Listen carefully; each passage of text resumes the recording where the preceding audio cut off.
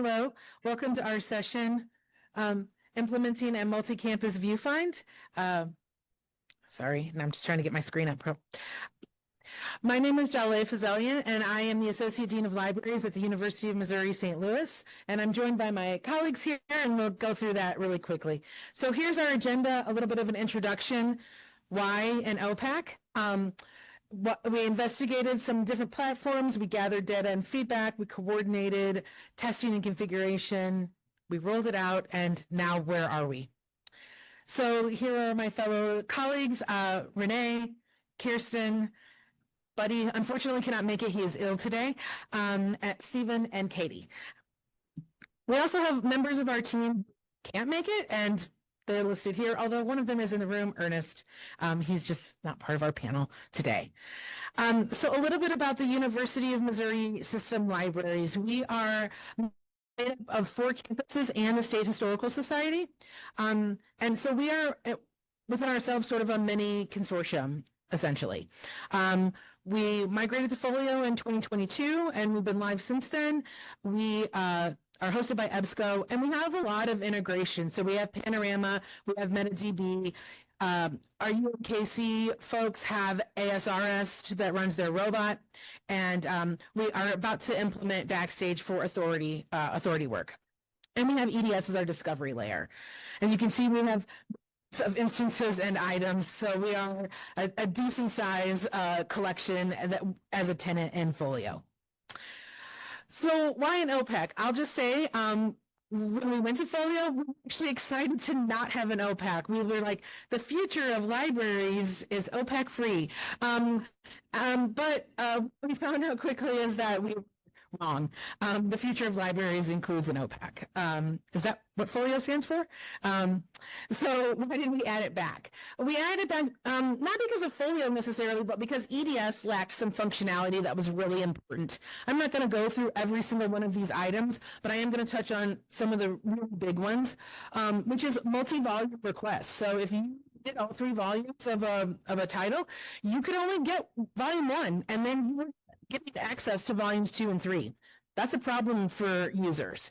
Additionally, our colleagues at the State Historical Society, for them, EDS was essentially unusable because it would not display holdings in chronological order. So if you were to get a microfilm reel of Kansas City Star, and you wanted it from, let's say, 1907, well, good luck finding it, because 1907 was next to 2023, which was next to 1842, right? Like, I know I'm just making up years. I don't actually know how old the Kansas City Star is, but what I'm getting at is it was not displayed chronologically, and this was a real problem for a place where that is very important to their users, to be able to find that very specific reel of microfilm to get to that newspaper that they needed.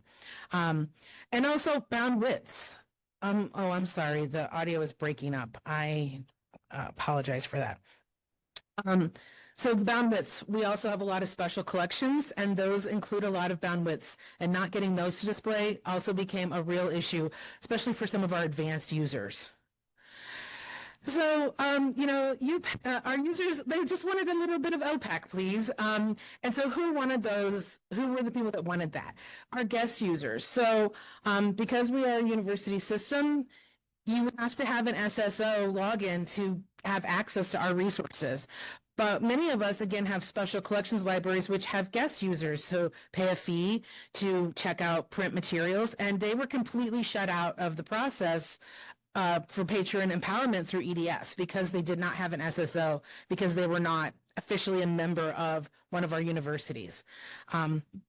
Advanced scholars really missed the OPAC. They did not want to see, what some of my folks called, riffraff, right? Like, they didn't want the journal articles. They didn't want the things that you would find in a discovery layer. They just wanted to find the books that were in the catalog. And that was difficult to do in EDS, to just narrow down to the books at my library. And then, of course, our librarians wanted it as well. It wasn't necessarily the reason that we went to it. We did want to please our staff, right? We wanted to make their jobs and their lives a little bit easier. So we decided to investigate what our options are. And that leads me to Stephen. Good morning. So once we had sort of identified, so after we switched to Folio, we lost our OPAC and we went to EDS only. And we had these lists of issues that Jale has laid out. And we knew that we wanted something that would primarily address a lot of those issues with our particular item displays that handled our multi-campus setup and gave us that sort of more traditional and more flexible feel. So we started looking around at what kind of options we were aware of or that we could find or that we had worked with before. And so Katie was the newest member of our team, and she said, oh, at my previous library, we worked with a vendor and used Aspen Discovery. We can find out what they've got going on. So we started looking into the various options that we were aware of, and that was primarily Aspen, Blacklight, VuFind, and then Locate was the brand new product that was presented to us by EBSCO to go along with our Folio product. And so as we started looking into each of these products, we kind of started narrowing them down or putting them on the short list. And so right off the bat, Katie reached out to the people she had worked with before that dealt with Aspen Discovery, and they said, well, there was not a Folio integration with it. We don't have a Folio driver. We could maybe build one, and what? And so we pretty much said no thanks. Blacklight, we don't have any Ruby people. We don't have any Ruby infrastructure. We're trying to get away from hosting one-off things here and there and trying to support that infrastructure ourselves with limited staffing and all of that kind of thing. So we wrote off Blacklight. And so that pretty much left us with Locate and VuFind to look at. And Locate, it was proposed to us. It barely existed. So at the time that we started this, it was brand new. We hadn't seen it before, but EBSCO proposed it to us as the new thing related to our RFP for solution for Folio. And so we knew we needed to look at that, right? Like, no extra cost. Sure, that's a no-brainer, right? However, to keep our options open, we knew that we wanted to look at VuFind. That would be an extra cost, would involve talking to a new vendor. But we knew, and this kind of relates back to the plenary this morning about, like, do you trust a product? Do you, we knew there was a mature OPAC product that had been around for a while, was a stable, supported product, and had vendors behind it. So, and plenty of community support. And so as we looked at these two options, we started to notice right away, because we got set up between the two vendors with demo instances for each of these products. And we noticed right away that there are two very different technological solutions with different approaches to the Folio integration. And those started showing up in the way that they displayed materials, the way that they allowed us to filter and facet on various things. Locate did a lot of live API calls, so the information was immediate and always up to date, which is important. But then, you know, sometimes that resulted in not being as flexible for us in terms of the display in our multi-campus system. And so we really started tackling it as an issue of what kind of problems does each of these approaches solve versus what kind of problems do they create for us? Because we had a lot of, you know, the whole reason we were starting this process was because of the problems that we had with EDS that our users were complaining about. And so we wanted to make sure that if we added a new product to our offerings, that it solved some of those problems. We could not go to our users and say, here's a new thing, and it has the same problems as the old thing, right? And so once we had these demos set up for both of these products, we went into the gathering feedback phase, and that's where I will hand it off to Katie.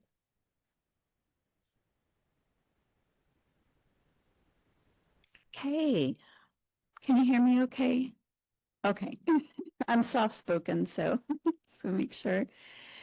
So our kind of methods for feedback, the University of Missouri system has access to Qualtrics, so there's templates set up. So I kind of created some surveys in order to get staff feedback implementation, testing and so forth. And then I create these surveys and then I distribute them and discuss them like relevant committees. System-wide, we're a consortium, but we do have, using Microsoft Teams, we have teams that focus on a certain module, like we have a circulation team, a cataloging team, a discovery team. So we sought feedback from them as well.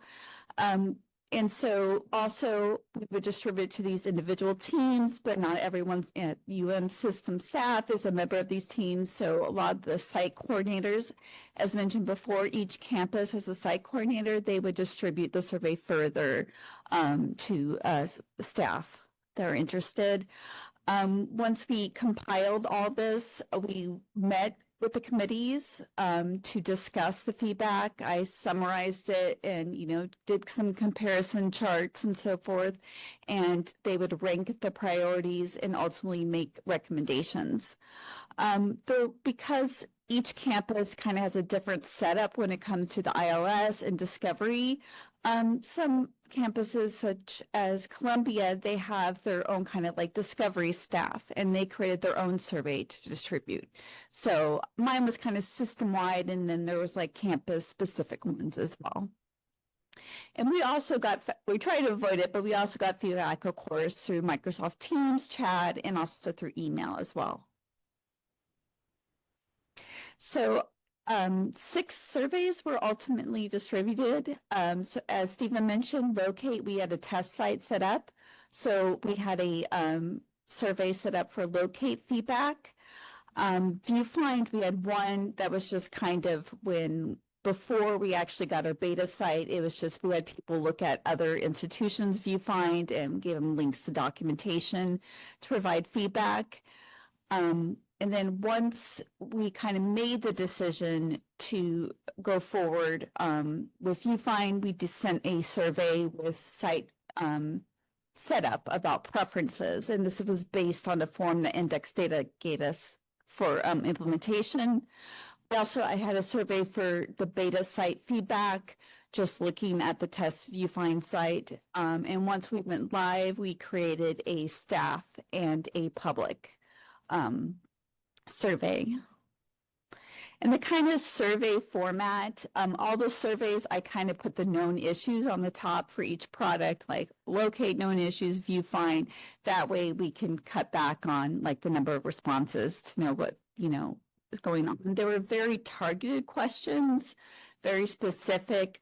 Like I would break it down by, are you talking about the search result page, the item detail display, and then further go, what part of the item details display are you talking about? And of course, it was divided into sections and stuff. So it's kind of easier to take all that information and put it together instead of having all just kind of free text fields. So I did have like a combination of multiple choice ones, radio boxes, check boxes, but I did, of course, at the end of the survey or end of a section, there's an option to say any other comments about the product as well. One thing is we wanted to give them the option to submit them anonymously in case anyone's hesitant about, doing their true thoughts about a product. For the staff, we did ask for their campus and if they were part of a committee, just to make sure we didn't have all responses from the cataloging committee and not from, the discovery committee. So, and then of course there was option to upload screenshots and so forth to whatever they were discussing. So as we started getting feedback, located was eliminated early as an option. As Stephen and Jale talked about, it had a lot of similar problems at EDS, and at the time, Locate now has a product roadmap. At the time, it really didn't have a product roadmap, so we didn't know when some of the features that we wanted were going to become available. And so then we kind of focused on VuFind only with the survey, and I summarized the feedback. I did kind of like a locate analysis, and then I did a VuFind analysis, and then a comparison. And then when we focused on VuFind, I just kind of did another VuFind analysis. And I went to these committees and shared the information, and we discussed like which one of these customizations we really want. And then the committees would ultimately make recommendations to the site coordinators. As we met for, so some other data gathering methods is we met with vendors, of course, to ask questions. Like during the locate testing, we met with EBSCO staff several times to discuss issues and what we would like to see in the product. We also met with a couple folio libraries that also have VuFind to get their experience as well. We, of course, reviewed other VuFind sites and also like the VuFind website and the GitHub where they have the folio driver information. As I mentioned before, the results, of course, where VuFind was selected. It was recommended by the discovery committee to site coordinators. And as some of these have already been mentioned, the State Historical Society really did not have a functional catalog, so that was probably the #1 reason that we went forward with VuFind. And also, of course, as Jale mentioned, authentication was an issue. We wanted our community users to be able to log in and monitor their checkouts and requests. Bulk renewals was a big thing. People like the bulk renewals and VuFind. Because we are, a consortium, we're really separate institutions that are going to share a catalog. Scoping, like by location and library, is very important. And VuFind is scoping options.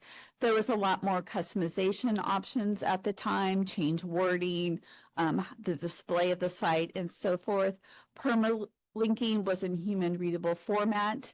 And also anything from the 952 field, like location, material type, loan type, any of those can be turned into a filter, facet, or a limited search.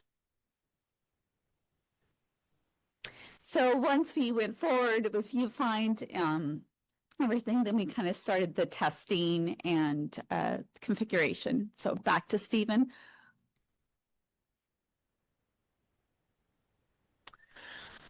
So yes, unfortunately, our colleague Buddy from UMKC is sick. Buddy and I have similar facial hair, so if you squint, you could probably pretend. Sorry, Buddy.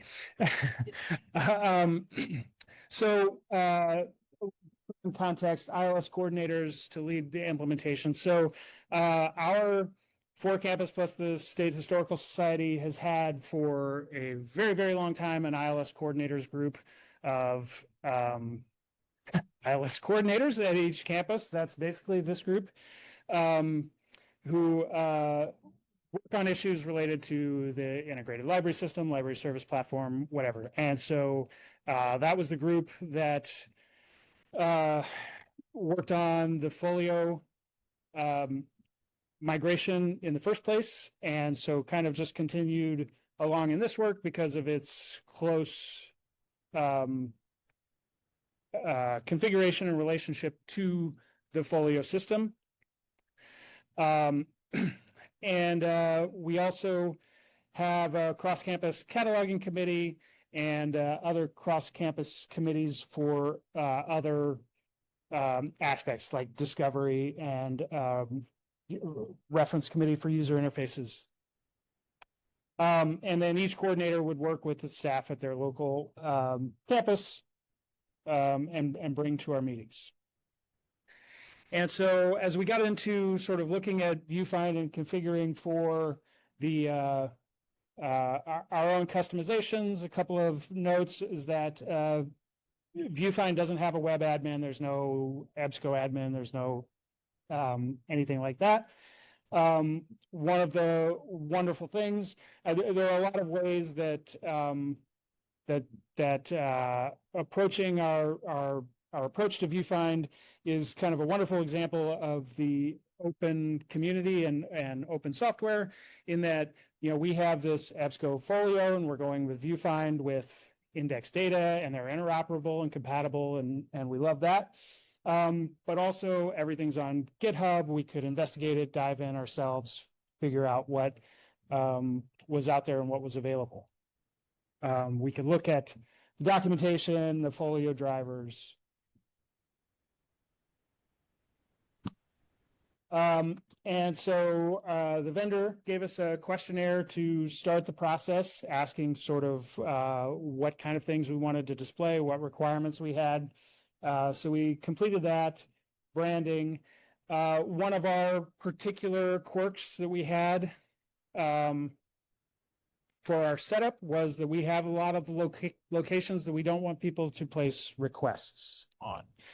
And of course, you can sort of handle that in Folio, but a lot of times if a link still shows up on an item to place a request and the user clicks it and they get some weird error message, right? So we've always tried to just hide requests for locations that should be non-requestable. And so for us, that's typically various special collections locations. Like as a whole, that whole location shouldn't be requestable. So we had lists of those kinds of things, and then various filters we wanted. Secondary login fields, again, for like the guest user situation, courtesy patrons and things like that. And then, of course, how we wanted our mark fields to display, what maps to what display fields, things like that. There's some more information about that. In the interest of time, I think I'll just move along. Testing and refinement. Katie did a fantastic job of coordinating a lot of our testing notes and materials. But a lot of these notes were compiled from across the campuses and reviewed by the coordinators at our weekly meetings.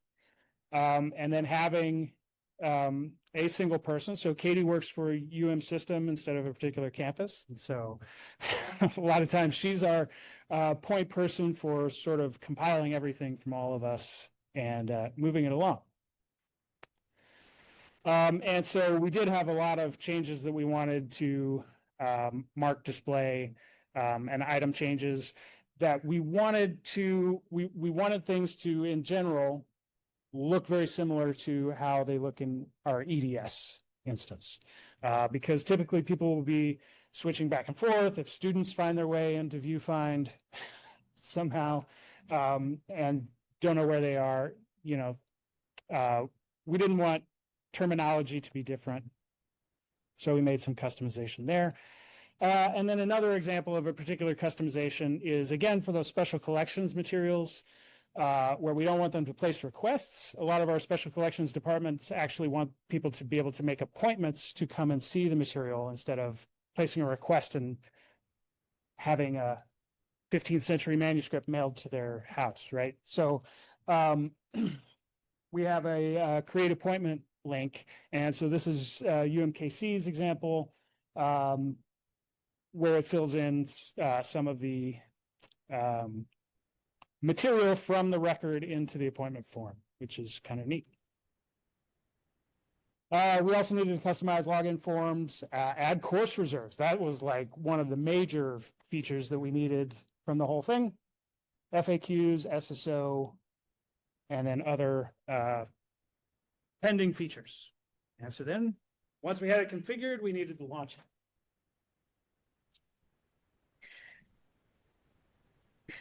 So each of our campuses decided to launch it in our own ways.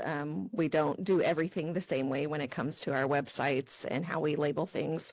One of the biggest next things we had to decide was less technical, but no less important. What do we call this traditional OPAC that we've sort of added back? So each of us had different conversations with especially thinking through our target audience, like the faculty may refer to it a certain way. Librarians, calling it a traditional OPAC is just fine for them. Talking about what you want to do in the product as opposed to what the product is called is helpful to kind of think through that. One thing that was helpful for me was on the VuFind wiki. There's a list of the installations, so you can go to their sites and see what they call, and there's lots of fascinating ideas. We can get very creative as libraries, so that was helpful. It's also nice to see how they different libraries have their discovery versus VuFind, and how they're what they're promoting more, what their default is, that sort of thing. So if you're considering an implementation like this, that's a good place to start to see what some of the possibilities are. So this is MU, Mizzou, the Columbia campus, however you want to refer to it. This is how they launched it on their library homepage. The default search box goes to EDS, and then underneath they just put a very minimal link to catalog, and the little circle, the little I, is a link to their LibGuide about this VuFind product and what it does. And their EDS had been called Discover at MU prior to this, so they didn't change the name of that, and then just link to the catalog. Then this is UMKC, the Kansas City campus. Theirs was very similar to the Columbia campus in that they also did not change the language of their discovery. It was called Library Catalog plus Articles Prior, and they also just put a minimal link underneath. Theirs is called Library Catalog, not just Catalog. And it says, the tiny text says Find Print, Books, and Media, and then links to Library Catalog. And then if you hover over the little question mark, it says, Find print books and DVDs across all campuses. So it just gives a little bit of clarification, but still the discovery link is the primary search box there and defaults there. So then this is my campus, Missouri University of Science and Technology. We're in Rolla, which is a few hours away. We had a little bit more interesting situation in that when the traditional OPAC went away and we just had EDS, the campus had rebranded it as just Library Catalog. So now I was presented with this situation of, I can't call either thing Library Catalog because it doesn't make sense. And we were in the middle of updating our library homepage anyways, so we kind of threw everything out the window and redid it and called our, we now call our EDS Minor Discovery, and Minor is our mascot. So that means something to our students and faculty. And then we had lots of debate about this, but we added, instead of a minor link underneath, we just created another search tab box. So when you click on Books and Media Only, the inset there is, then you get the search box for VuFind. And we debated about what to call it, but this was where we talked through who our audience is, and we from the information we had, the faculty and librarians were our biggest audience for using VuFind, and they were particularly looking for books and physical materials. So that's why we landed on just saying Books and Media Only. And then the St. Louis campus has not officially launched theirs yet, so this is a draft. This may be what it looks like, and this is similar to my campus's S&Ts in that this potential is a separate search box and not just a link. So it may or may not be what the final iteration is, because they're also having lots of conversations about the best way to do this and what you're highlighting in your implementation.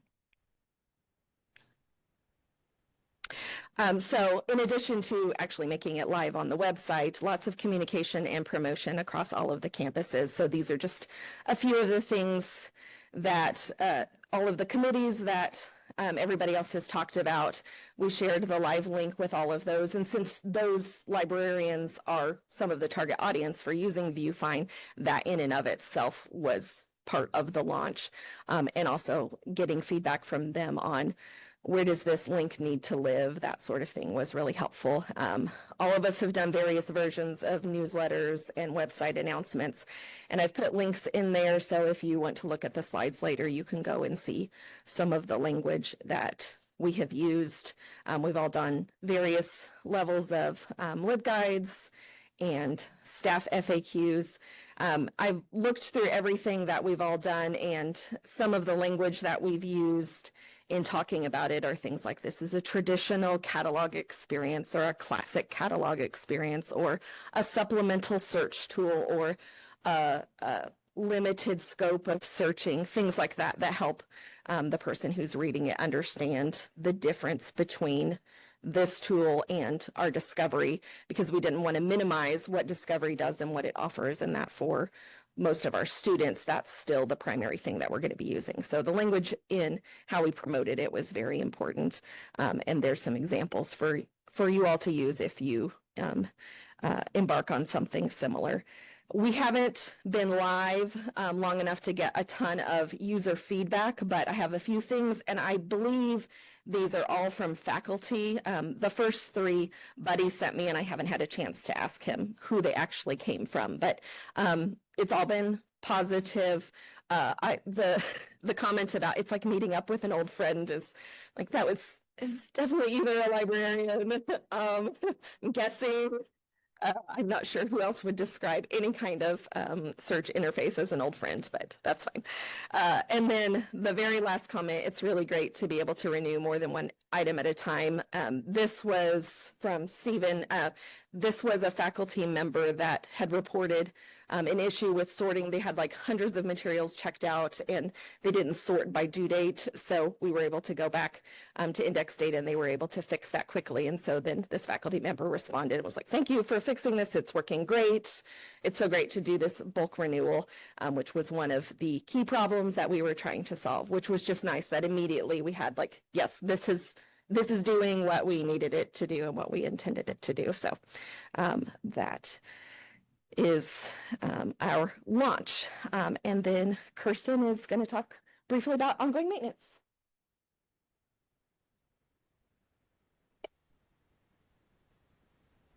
Okay. Hello, can you guys hear me? Sorry, I'm short. Can you hear me better now? Perfect.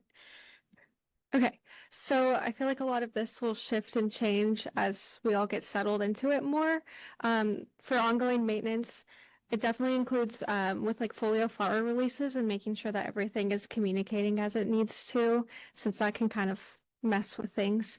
And then checking VuFind when we change folio settings, things like location names, and all that fun jazz, maintaining local branding and user interface customizations, and then keeping up with new VuFind releases and testing new releases before and after an upgrade. And then also just for monitoring and ongoing assessment, we're working with getting analytics up. I think it's Google Analytics.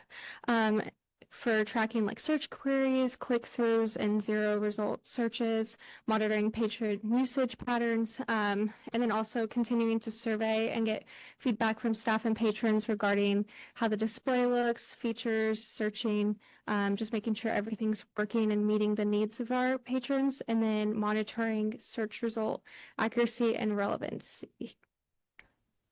And then we'll open it to questions. I know there was one on Zoom also. Close into the slideshow. And then let's see what's going on with Zoom. Okay. I did see at least one come through. Perfect. To turn our camera on. And then they can at least see us. Okay. No, sorry. Sounds no. Let's. Oh my goodness. Sorry, guys. Well, that answers that. Why we never went with look. Oh yeah, sorry, Chrissy. I wish you would have asked that in a meeting. We would have told you. How did you decide on what e-resources display in VuFind? So this is an interesting question because there's not one answer for that. It really depends on your campus. So for example, when we moved from Folio to to Folio with EDS, we were coming from Summon and Sierra, so we had a big change. And what we decided was that we would not put any of our e-resources, well, I'm sorry, not any, but the vast majority of our e-resources actually do not live in Folio. They live in the, the EDS, the EBSCO backend. And so they feed into EDS, but they don't feed into Folio. So if you were a University of Missouri St. Louis student and you were looking for electronic resources and you went to VuFind, you would find maybe 3 to 20 books, or I'm exaggerating, and I wonder if this David is my cataloger and he's telling, thinking, oh my gosh, he doesn't even know how many e-resources are in Folio, and that is true. I don't actually know the answer to that, but it is not. I would say it's probably 1% of our electronic resource collection. Now, each campus has done this a little bit differently, so depending on your campus depends on the e-resources that you're going to find in VuFind. But we were trying to keep. My understanding is we were trying to kind of do a little disambiguation. So my students weren't going to see e-resources from another campus and think, well, I can access that. Well, you actually can't because, we all know about our user agreements and all of that stuff. But students and faculty don't care about those things. They just want the book, right? And for ebooks, right, sometimes it depends on how we have it, right? If it's something that we have purchased and cataloged, it would be in the catalog. But if it comes as part of a package or, all the O'Reilly ebooks, I don't think are in, right? So yeah.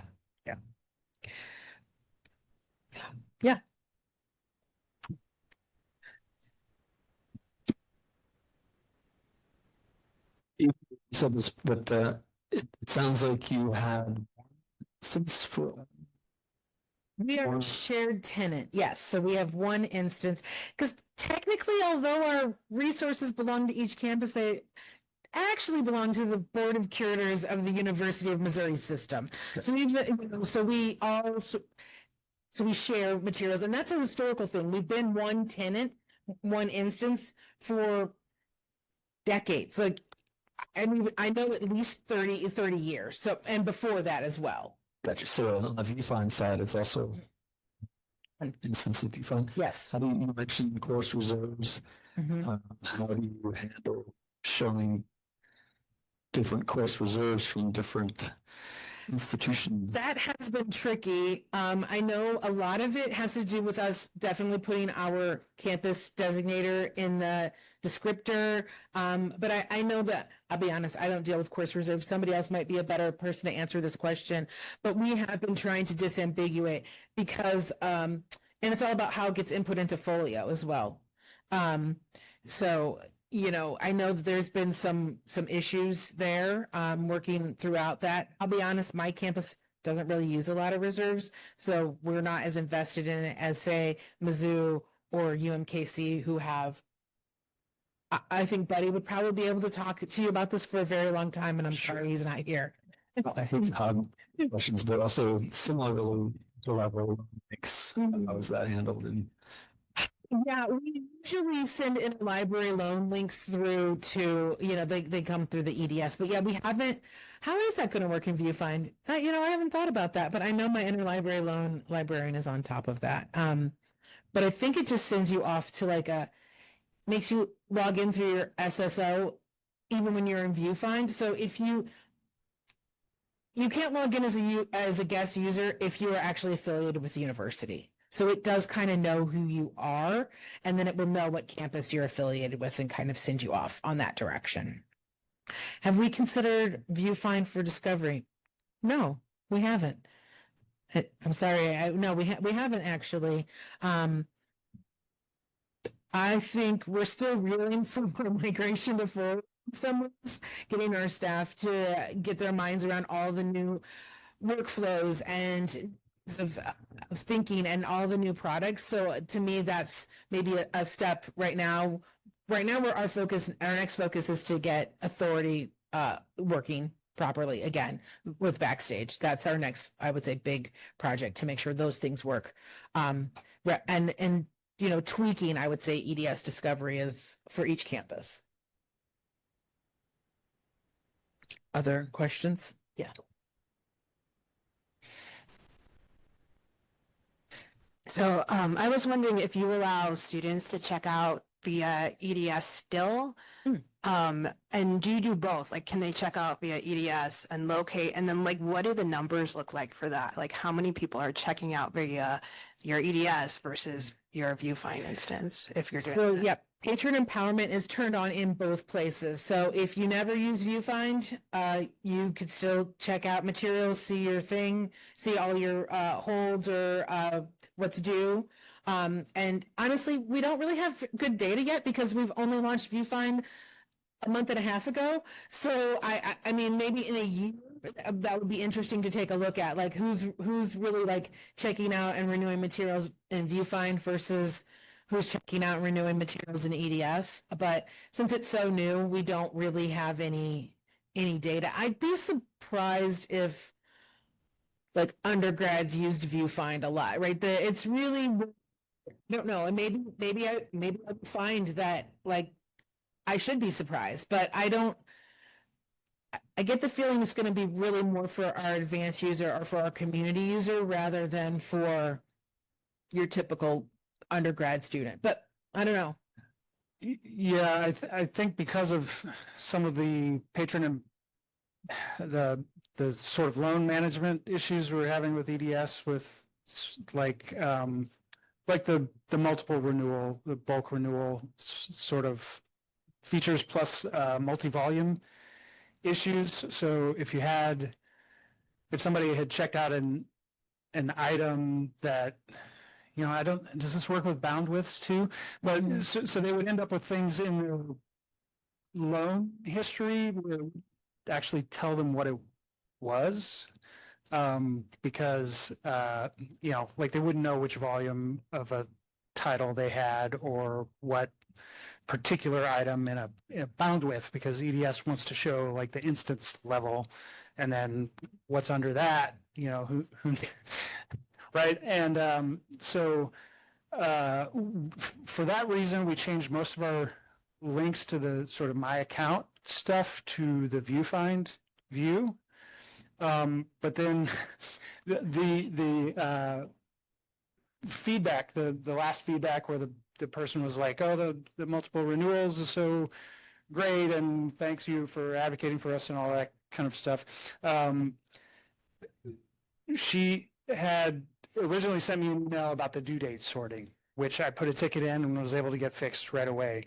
But that was one thing that EDS did do. So I had to give her the direct link to get back to the EDS view, or, you know, say, if you go into Discover at MU and then click loans on the side, you know, you get back to that. So I hope it's not one of those things where for one reason or another, you have to tell people to go here and there. But I was happy we were able to get that thing fixed for her and mark that off of the list. So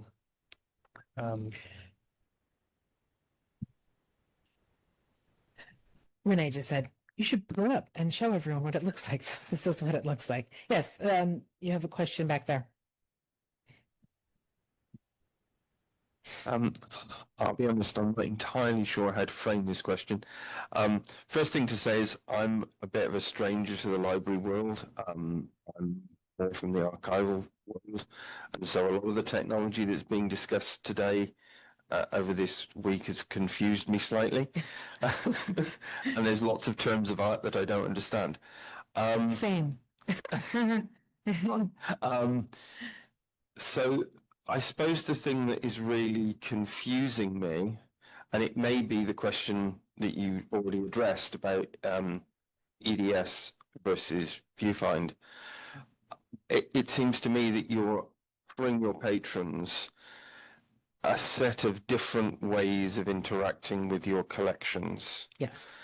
And it's not entirely clear to me what the overall benefit is to those different ways of interacting for the patrons. And and how you telegraph that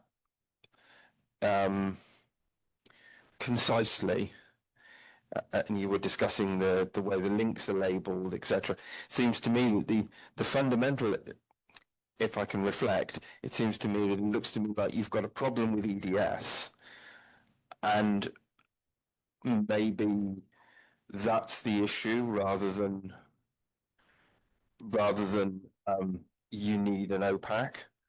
I mean, as originally framed. Sure. And I don't know, but that's perhaps that's not an appropriate thing. I don't know. I apologize. And I'll just say that there are people in this room who've heard these comments before, so I'm not talking out of hand. We do have a problem with EDS. It is an issue, right? And those are issues that we're talking with EBSCO about, but we also know that they can't fix them overnight. And what are we supposed to do in the meantime? We need a discovery layer. We need a way for people to search and find our materials, and we're trying to cater to their needs the best that we can with the resources that we have. We also don't have the ability to go, like Stephen was saying, we don't really have programmers and the time to dedicate to building something like Blacklight, to do these. So we do have to take what the package is outside of the box. What I would say is that there's a fundamental disconnect between Folio and EDS that needs to continue to be worked on. And when that gets resolved, we might see some of these issues. What we've talked about internally as the site coordinators is it could be in 5 years we don't need the OPAC. We need the OPAC now. But are we going to need it in 5 years? I don't know, because I don't know what EDS looks like then. I don't know what Folio looks like then. I don't know the landscape, right? And so this could be a temporary stopgap, and that's what we have discussed plenty of times. But because we don't know what's down the pike, we can't say, oh, well, we'll never have an OPEC. You know, we said that once and we were clearly wrong. So I don't want to say it again and be wrong again, because that just paints us in a corner. I don't know. Maybe my colleagues have something else to add to that, but that's my take on it, is that if EDS and Folio work better together, then we have less of an issue. And right now that's where we're at, is this is just the reality of the situation. And that's why I tried to impress that at the time that we started this process, Locate was barely out of the box. So we don't know what that's going to look like in 3 years. We don't know what EDS will look like in 3 years, right? But, you know, we've already been a couple of years without it, and our users are just, you know, completely out of that. And I think we're at time. I'm sorry, Katie. If you want to say what you have to say, but yeah. Like State Historical Society catalog not working was a huge thing. And also the multiple authentication, but also the searching in EDS was a huge concern as well. People were saying that they're not able, they'll put in the title of an, you know, of an item they want, and it'll be search result number 30, you know, instead of going to the top. And so we have a lot more control for, you know, fuzzy searching and stuff like that in VuFind. So a lot of times people were having a hard time finding physical resources. Yeah. And I know we're at time and there are other sessions and people probably want more coffee, and maybe the people online also want more coffee. I know it's 11:30, but it sure doesn't feel like it. It's not 11:30. That's what it says on this computer. Like everybody else. So, but please, if you have questions, stop and ask us throughout the day. We're also, a lot of us are here tomorrow. And for those, if you have more questions, please just send us an email. We're happy to answer any questions. Or if you're looking to, you know, do a VuFind and integration with your Folio, we're always happy to meet with you and talk about our process. So thank you very much. We really appreciate your time.